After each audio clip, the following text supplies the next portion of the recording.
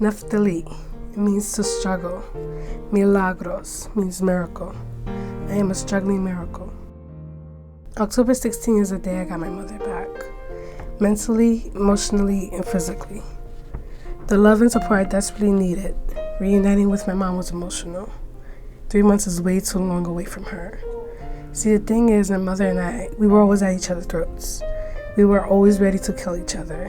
We were too much alike. Personality the same, attitude the same. It was always war with her. We just never connected. It got to a point where I started feeling hate towards her. I don't hate her, I hated her demons. They possessed her. They kidnapped my mother. I turned to photography for comfort. It was my art, my escape from demons. It's the only thing that kept me sane. June 10th.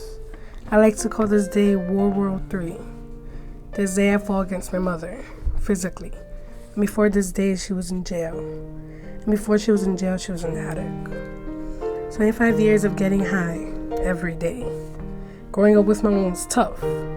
I thought everyone lived the same life as I did. I didn't know what a mom's job was. I was 6 years old, surviving off of cereal and microwaved eggs, walking myself to school whenever I got the chance to. My older sister didn't live with us. My grandparents raised her. She wasn't familiar with our mom. When she was a baby, my mom got locked up for 8 years. After those 8 years, I was born. My mom was always in and out of the hospital and jail. She slept all day and was up all night. I called her the lone wolf. My mom was from the South Bronx, Fox Street and Leggett Avenue, living in a small apartment with 6 brothers and sisters. My mom ain't really have anyone. The thing about being a drug addict is you don't intend to be one. You just don't wake up one day and say you want to be a drug addict. You don't realize how the sickness is until you experience the withdrawal symptoms.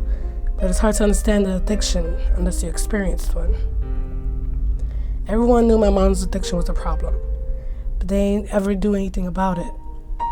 But not me. I couldn't just stand there and watch my mother kill herself.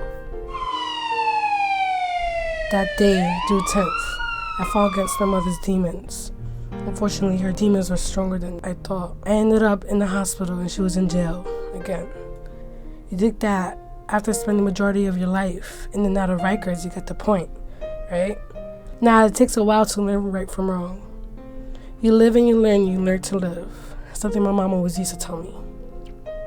You see, my mom isn't a bad person. Her decisions is what caused problems. But I'm thankful I lived this life because people have it worse.